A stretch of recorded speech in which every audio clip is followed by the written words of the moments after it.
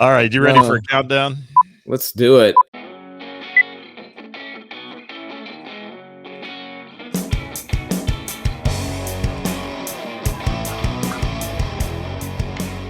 Welcome everybody to number 819. See, I almost said it. We were talking about it. Epic fail. Oh man, today we've got Mr. Dave Nestor. What's going on? What's going on, everybody? I'm doing great. How you doing, Dave? Welcome to the program. Yeah, thank you. I'm good. Got some sun already, doing some yard work. It's a beautiful day outside. I'm really excited for summer weather, man. Couldn't come soon enough. No, definitely not, man. I can't stand the cold, and this weather is perfect. Yep. I always ask Geoff this. What are we talking about today, Geoff? Whatever comes to mind. The subject today is drums. And that's why we wanted to have Mr. Dave Nestor on, because he seems to be the man and knows a little bit about it. No, we just wanted to talk to you and pick your brain a little bit, like we do everybody else that comes on, about what you've done. You've toured. Well, I know you were supposed to tour this year, right? Mm-hmm. With Marilyn Manson. Mm-hmm. Have you toured with anybody else prior to being picked up with that? Yeah. I worked with All That Remains for 4 or 5 years. They were like brothers to me. Really cool guys. Heavy metal band. If you haven't heard of them, look them up. They have some really good music. They've done some cool covers too. They even did a Garth Brooks cover, which my buddy Norm thought was terrible, but I actually enjoy it. It's funny. I actually brought that up last night. We were talking about possibly covering their version of that song. Under Rolls. Yeah. Yes. I like it. I think it could have been maybe mastered a little better, but seeing it live changes everything, because it just makes it a lot better, because they have a different bass player that does the harmonies now, because they had a female bass player that did the harmonies before, and I think it complements Phil's vocals better. But without going too much on a tangent, yeah. That was great. I liked it. Are we cool. Talking Norm Lilly? Are we talking Norm? Yeah. Well, we'll tell Norm, you're wrong, Norm.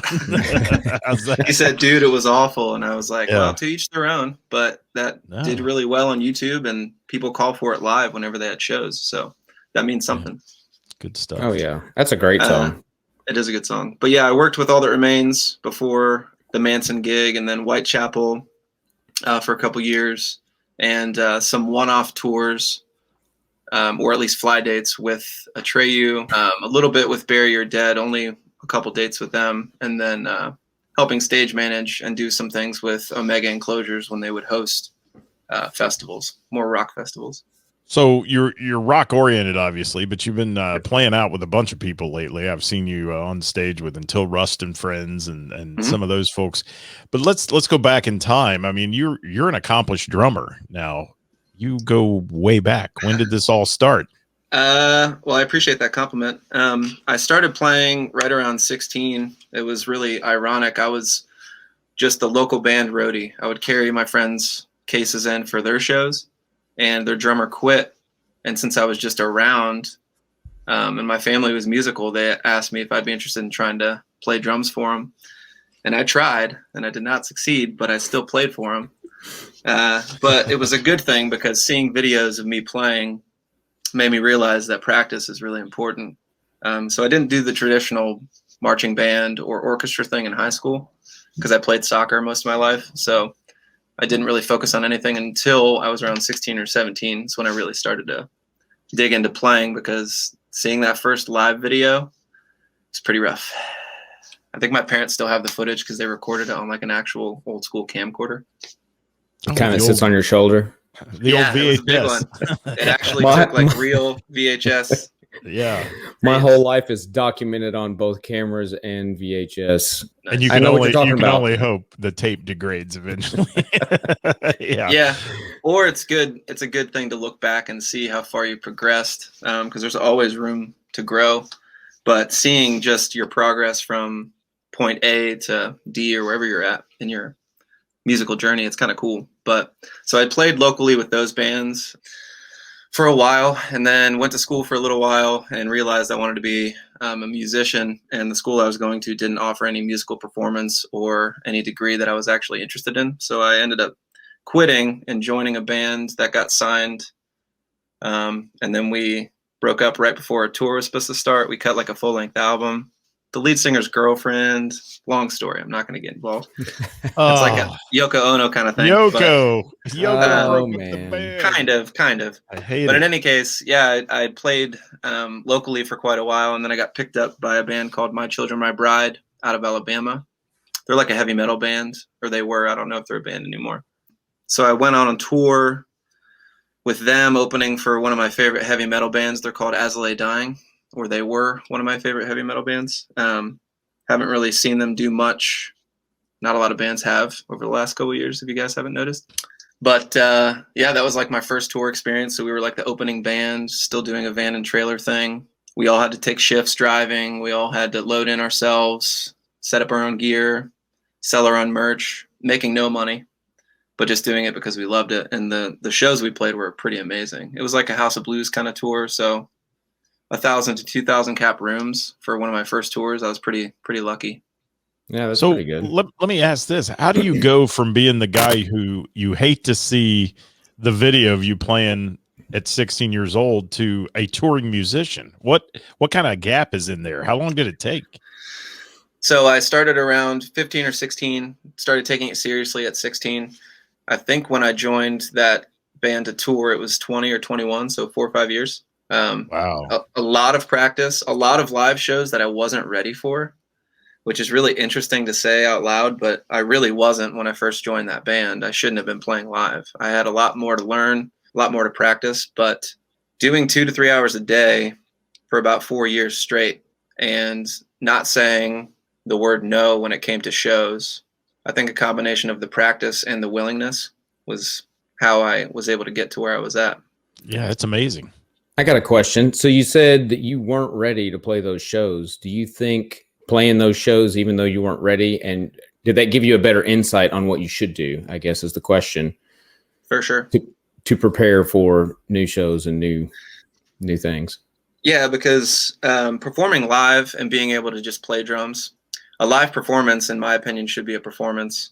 You don't have to do a bunch of stick tricks and backflips and stuff, but being able to be entertaining is part of having the live show aspect. So like, I have a lot of friends that are amazing studio drummers that can play circles around me, but they don't like playing live shows because they know that there's a whole different aspect to it. It's like a different, whole different character. So you can have a character who's an amazing studio drummer who will never play live, and then you guys who are just live drummers who aren't that good in the studio.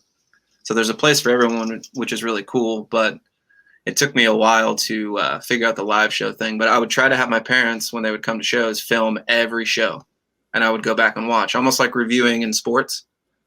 And that's been a huge help because then you know, okay, I'm rushing here. I definitely need to start playing to a click, or I'm trying to do too many stick tricks. I'm headbanging too much. I need to lay back here. I'm going too hard. I need to stay in the pocket.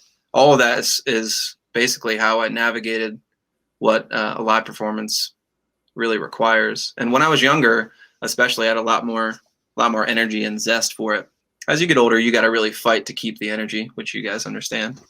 But it's just part of the performance piece that I think is important.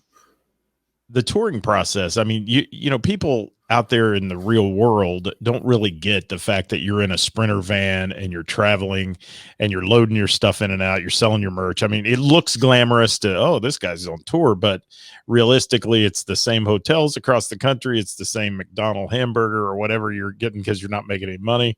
When did it get bigger for you? When did it step out of that? And you know, you toured with Marilyn Manson, and that's got to be something I want to talk about here in a minute too. But you know, what's it like going funded and has some money behind it? It's really cool. A lot of people would call it a cushy gig, is a good way to put it. But you also have to earn your way there, just like anything else. Any other industry, it's the same idea, in my opinion. You got to pay your dues.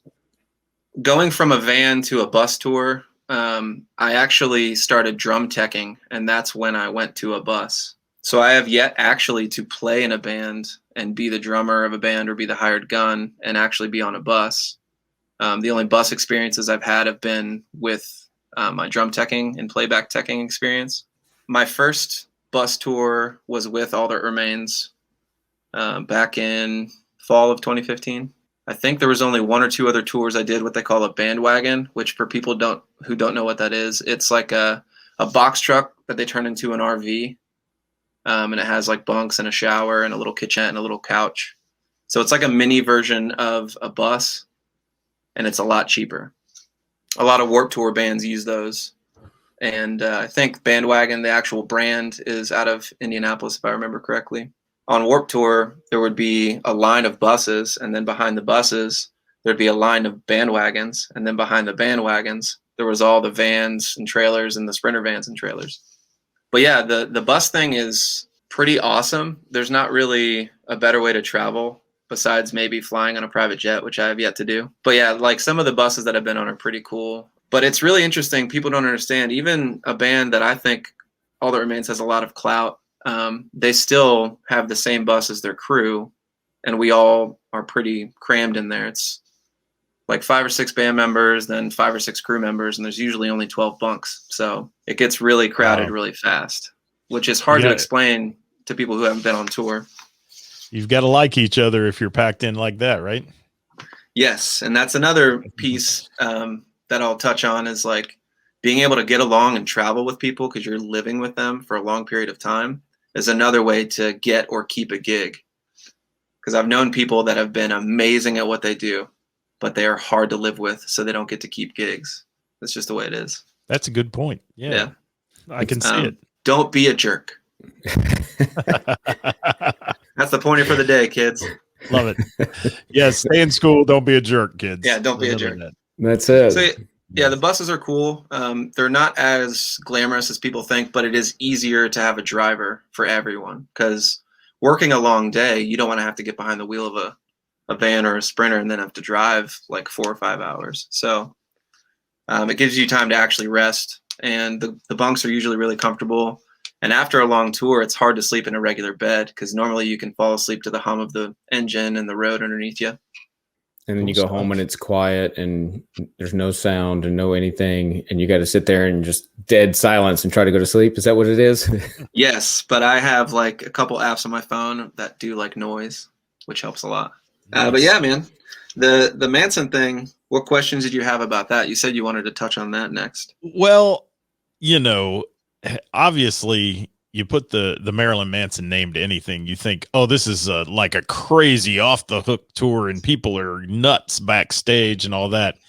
But, you know, I've worked around shows and big shows where you think that about people and you get back there and it's like, you know, the guy's wearing a scarf around his neck and he's drinking tea before the show and those kind of things, you know. So it's bizarre, I think, to think that you're out there as a drum tech on tour with Marilyn Manson. To me, I mean, I've talked to you in local places and all that. And here's a guy that's toured with this so-called crazy tour. What's it like? It's not like what people think. So when I first joined that crew, it was when Manson was doing the Rob Zombie Manson tour. It was called Twins of Evil. They had done it for a couple summers, I guess, and so they decided to keep going with it. And that was a major tour. We were doing a lot of coliseums, amphitheaters, and arenas, really, really big venues. And it was like, I think 8 semis total, and about 10 to 12 buses. Wow. So that big of a production, all the semis load in first. And obviously for people who don't know, not every coliseum, amphitheater, or venue for that matter, a lot of venues already have everything set up, but most of these other places that weren't meant just for music don't have stages. They don't have the lights. They don't have the sound. So we actually take that with us. So those semis are carrying everything: the stage, the lights, the sound, the line arrays, everything that they hang in the ceiling. So the semis have all of that equipment. All of those buses are not just the bands. It's not like every band member gets their own bus, at least not on this tour. Like the bus that I'm on is all the backline guys.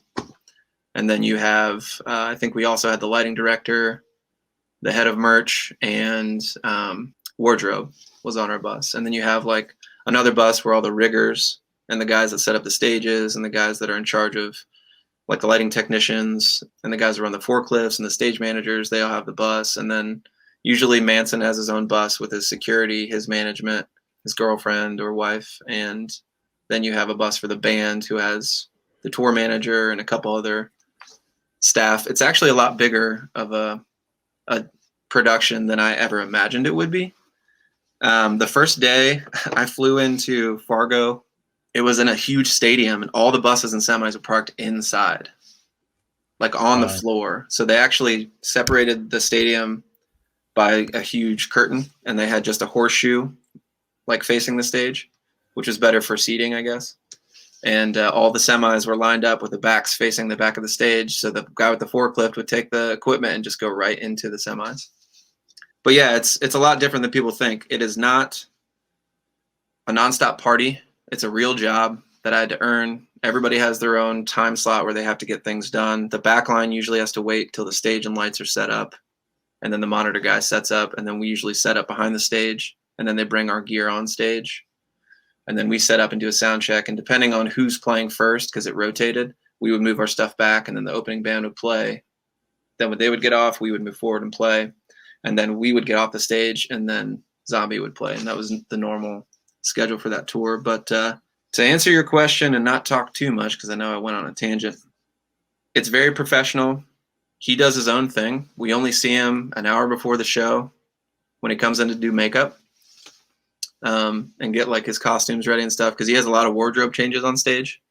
Very, very well thought out show. It's pretty cool. If you haven't seen him before, he's old school, so he likes to use banners. So every couple songs, they have giant like arena-sized banners, and they drop those banners when a new song starts. And he also has an outfit change to go to the next album to kind of match everything.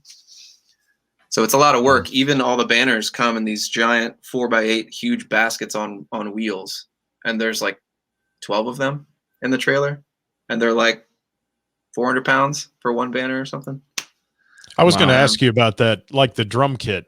Does the drum kit get totally broken down and packed away, or is it packed in a giant road case in kind of some of its entirety? Rob Zombie's kit was on 2 4x8 risers that split in half because he had a rack. So they just attached a clamp to the rack, and then the kit was together, and then he would put the cymbals on because they took the cymbals off. But that rolled straight into the semi. My kit for Brandon, who plays for Manson, was fully broken down. And then I actually had to take the drum riser and fold it. And then that slid into the trailer as well. So I had 3 good sized drum cases, road cases, whatever you want to call them. So I had to set up and tear down every day. But when you get to a certain level, like Rob Zombie, they had their same stage set up for that tour every year. And all the drums were clamped to this riser, so it would just ride. It's amazing stuff, man. And yeah. so much that goes into a show that people don't see unless you've ever worked backstage. And you know, I've done it on a small scale, not the Coliseum scale. I can't imagine having that many semis and, you know, loading in and the riggers hanging everything and the lighting. And it's just that to me, it would be fun to watch at least once just to see how it works. It's a cool thing, man. And it was a lot of fun to see. And hopefully I'll be part of it in the future. We'll see. I got a question too that maybe you may or may not know the answer to. I had heard before, you know, with some of these huge tours that, you know, with the semis and everything, how you've got so many for the stage and the lighting and sound and everything, that sometimes if they're big enough that they'll actually have they'll like have 2 sets. So if you're, say, in Dayton tonight and then tomorrow you're in Cleveland, that, you know, one set of trucks and stage and whatever will go up to Cleveland and start setting up the day before, while the one in here in Dayton, you know, is set up and they're played. And then, you know, the artists and everybody will go to Cleveland while the one in Dayton tears down and heads to the next city. Right. Does that actually happen? Or do you know? It didn't. Yeah, I was going to say it didn't happen for the tours that I have been on, but I could see that being a thing because of how elaborate some of the stages are. But at that level, say like Rolling Stones, they play stadiums and it's huge setup, you know what I mean? It's giant trellises they're running on, and like I've seen some of the videos, it's insane. They don't play every day. So you either have the option to do like 2 rigs like you're talking about and have one set up and be ready, or you just space out your shows a little bit more. Because the bigger the production, there's no need to do every single day anyway, because you're playing a stadium. Hopefully you have good ticket sales and you make it worth it. And most of the time, those big bigger artists do. But no, we actually would do like 2 days, then a day off, 3 days, then a day off kind of thing. But they would tear it down and set it up every day. And that was a lot. Man. Those guys bust their butts, and it's cool to see. And I mean, we work hard too, but I will say the guys that work the hardest when it comes to physical labor is going to be the guys that set up all the stages, all the lights, all the line arrays with all the speakers and stuff. That's a lot of hard work. What's an average setup time, would you say, from an empty arena to ready to go? Usually they have everything up and running by 2 p.m. and they usually start at 6 a.m. That's not as bad as actually what I would think. Wow. But it's a lot bigger of crews than you think, because most of the time the places that we're at have like stagehands unions come in, or like just locals that will come and help set everything up, and then they have like a morning meeting and you have the different managers telling them what to do. But it's a lot of people, so normally we try to stay away from the setup area because you have to wear a hard hat when they're hanging certain stuff, and it's actually better to be out of the way because of how much they have to do in a short period of time. What would be like a typical setup time for you once you're allowed to get in there and get the kit out and start setting it up? When I'm in a good flow, I can probably get everything set up in about 20 minutes. That's drum riser to the last cymbal. Since on these kinds of bigger budget tours, especially with Brandon being a really hard-hitting drummer, I change heads quite often. So maintenance and cleaning and all that takes a little bit longer, but I usually have a few hours before sound check to be able to do my job, which is cool. But I also have to budget my time. So like if I changed all the toms on a Tuesday, I'll do the snares on a Wednesday kind of thing if I can. So I'll alternate which parts of the kit I need to work on. I usually try to wipe down the cymbals every night before I put them away. The bass player for Manson, when Brandon does a solo, likes to throw his drink on the drums. So that makes it a little bit more difficult to pack away quickly. But thanks. when he doesn't do that, though, I usually can pack up in about 15 minutes because packing up is a lot easier and quicker. And we actually, the backline, can usually get everything packed up and into the trailer like 30 minutes after the show's over. So what are you doing during the show? Are you on standby at the side of the stage, or are you the guy that's there in case you got to change out a snare or whatever? If I wasn't doing playback technician for him as well, then yes. But I'm maintaining the two MacBooks that we run their live show through. So I'm in charge of the live tracks and everything. So the click track, any of the things that he doesn't play live because he doesn't have a keyboard player anymore. So those are in the backing tracks. So I'm in charge of that. So I have a full playback rig. And normally if he has his full stage setup, I'm actually on stage, but I'm hidden in one of the stage props. And I have like my own drum seat. I have a talkback microphone to talk to the drummer. I have my own in-ears. And then I have two laptops and a switcher because we have an A and a B laptop. The A laptop is running simultaneously with B.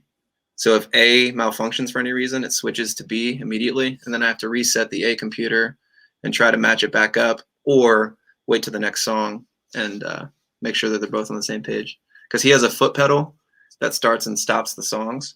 So I don't actually start and stop the songs because I did that for All That Remains. I would actually be at the laptop starting and stopping their tracks for him. But for Manson, I just kind of maintain it and make sure that he's good to go. And he has done some things where he calls a song on the fly. So I have to go through the set list because we use Digital Performer. It's similar to other DAWs, digital audio workstations. He'll call an audible, which just means he didn't put that song in the set list. So I have to go scroll through his hundreds of songs that he has and find them on both laptops and queue them up to make sure when Brandon pushes his foot pedal, he's ready to go. That's amazing. Yeah. The things that go on behind the scenes. I mean, the people, they pay a ticket price. They come in, the show's great. Everybody rocks out and goes home, and nobody knows all this backgrounders going on and all the people that are hiding back there doing their job. And I did a show one time that had ghost singers, which was really weird to watch. But oh wow, yeah, there were people off curtain singing into microphones, being ghost singers to cover some of the harmonies and things that the band just couldn't quite do anymore. Interesting. Yeah, that is interesting. It was crazy. Smoke and mirrors. It was, but I love the fact there's so many people that make a show happen. And you said it best. The guys that set the stage and the hands that come in even locally and help work and get that done, man, there's a ton of work. Ton of Yeah. work into that. Yeah, and there's there needs to be a lot more recognition for the behind the scenes. And I don't know if you guys have seen a lot of the stuff that's happened during COVID, but there's a lot of coming together of the people in the industry trying to help those who don't have other options for work. I'm really fortunate because I didn't move to LA or to Nashville, and I kept my connections in the Midwest. So I'm still able to find work, moving pianos a lot for A1 Piano and Organ Movers. That's like my main gig since touring has stopped. But like I said, there's a lot of people that are not as fortunate. A lot of people are moving out of the main hubs of music because there's no work to be had. It's pretty just hard sad. getting a gig down there, and that's a right? shame. It's hard to, it's hard to get tough. a gig, but there's also hardly any gigs to be had, especially for crew. So there's a lot of cool grants that people can apply for to get extra money and extra help. And they've had some like food trucks in the different big hubs. The Touring Professionals Alliance has set this up to where in Nashville and LA and New York and Atlanta and some of the bigger cities, they actually will set it up once or twice a week that you can take your whole family there and eat for free if you're like a crew member who's struggling. Oh, that's cool. Yeah. So what's up for Dave Nestor in the future? What do you got going on, man? You've been playing locally. It's fun to see you play with the boys from Rust and some of that. Yeah. What do you got going? Well, I did have some shows booked this summer with a guy named Clark Manson, but that unfortunately fell through. We were on the books for a country concert, and I think he still might be. But I'm just playing with Until Rust currently. I'm going to be working with a couple people on some albums here in the Dayton area, doing a lot of recording, which is cool. Since the weather's nice, we've been working in the yard a lot. So I've been kind of slacking when it comes to making videos, but I'm going to be getting back to making drum videos and putting my name back out there for future gigs. But as of right now, just some studio work and playing with Until Rust. Well, first of all, I'm glad you hit on the drum videos, because if anybody out there has not watched a Dave Nestor drum video that he puts on, and tell them where they can find it, first of all, because I want them to know it's so cool. Thank you, man. There's a lot of places you can find it. davidnestor.com is the easiest. But youtube.com/David Nestor Drums is another place where all my videos are. Instagram.com/David Nestor Drums is another one. And I post a ton of stuff on Facebook as well, even just like practice videos on Instagram and Facebook. So they have a little bit more content options than YouTube, because I just try to upload like my legitimate videos to YouTube. We'll actually, and I'll make sure we put all those links in the description below. So that way, if anybody wants to go check all your stuff out, they can just hit up the links below. Yeah, that's easy. I really appreciate that. You bet. If you're watching and you have an aspiring drummer out there, I highly recommend you send them Dave's way and let him see these videos, because he does some very unique things with his camera work, and a lot of technique I think can be learned by watching those. And you know, it's fun. I'm too old to take up the drums, or I'd be on it, man, after watching your videos. Well, that's encouraging. Yeah, that's encouraging to hear. Yeah, my style is a little bit different. I'm definitely more of a rock drummer, but because I live in the Midwest, country has always been something where people will ask me to come and play it. It's in high demand in this area. So it's fun, and I do enjoy it. It depends on who I'm playing with. Everyone has their own style, and not everyone is meant to play together. And I've realized that too, which is okay. Absolutely. And you've really molded a good atmosphere with the Until Rust boys. I think that's kind of a cool little show you guys are doing. Add the bass player and get Norm on bass, or Nick Wheeler, and good stuff there that, really fattens the group up a little bit, from what Shane and Rob do a great show together. But when they bring the band in, it's so much fun. It's good to watch. Yeah, we have a good time, and I'm trying to convince them to do a full band, at least EP, like a small 3 to 5 song thing where me and Norm play with them and actually write full songs together. And then I also am trying to convince them to put full band to the music they already have, like in a studio. I love that EP they put out not too long ago. It's good stuff, and we play a lot of it on our show that I do, and they're good guys, and they're fun to deal with and play with, and I'm sure you guys are having a blast and something to do other than yard work and digging ditches in your yard, man. Yeah. I mean, Yeah, I'm thankful for extra time to be able to work on the house stuff, but I'm itching to get back out there. So hopefully the world will open up and we can get back to somewhat of a normal concert going schedule for all of us fans, because I'm also a fan. If things work out, I'm going to see the Avett Brothers at Red Rocks with my girlfriend in July. Oh, So Nice. I've never nice. seen them. She is a huge fan. I've become a huge fan. And like a lot of people think that if you start working for bigger artists, or you're like, you've made it to a certain level of stardom, it doesn't matter. You should still be a fan of music and support like the people you listen to, in my opinion. Absolutely. Red Rocks is on my bucket list. I can tell you that. I'd love to see a show there. I've never seen one, but it'd be fun. I still have never been. Me neither. And I've had friends that have gone out there, and it just looks awesome. Yeah, I'm really excited, man. So hopefully that doesn't get canceled. I'm crossing my fingers. We already bought our tickets. But I hope if people watch this, you need to try to do what you can to go back out there, support bands and artists, and start buying tickets again, making trips, make it happen. Go see live music. That's what it's all about. Yes, sir. I smell a road trip to Red Rocks. I do. And Dave, I've learned so much today from you, and I hope those that are watching pick up a little bit of what it's like to be out there on tour and all those things that you shared with us. Thank you so much for being a great person and a good person on the show, man, because we don't get this very often. We talk a lot of local stuff, so it was neat to hear from you. Yeah, I appreciate it, man. Thank you for having me. Yeah, thanks, Dave. We appreciate it. And like I said, if everybody's still on here watching, go check out his stuff. We'll put all the links down below so you can find him, because your videos are great, man. Just keep putting them out and keep doing it. I will do my best, man. I really appreciate that. The encouragement is a lot more necessary than you'd think, because it's hard to be just throwing out yourself in that way. It makes you pretty vulnerable. And that's another thing to encourage people about. Like, it's not always about likes. It's also really, really good online resume for anybody that is needing a drummer. I can just send them the links to my stuff and be like, hey, if you need a drummer, here's what I'm capable of, or here's the same style that you guys are needing for your band or whatever. So it's a good way to not have to necessarily go audition. You can just send them what you're able to do, and then they'd be like, yeah, we need to have him come try out. There you have it. More advice.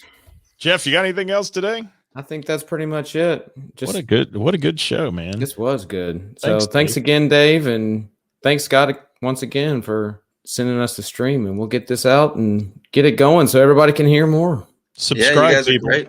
Appreciate Hit it. that Yeah, subscribe button. YouTube, all of us. All three of us. All right. Yeah. Thank you so much, everybody. We'll see you next time. Bye-bye. All right. See ya. Later, guys.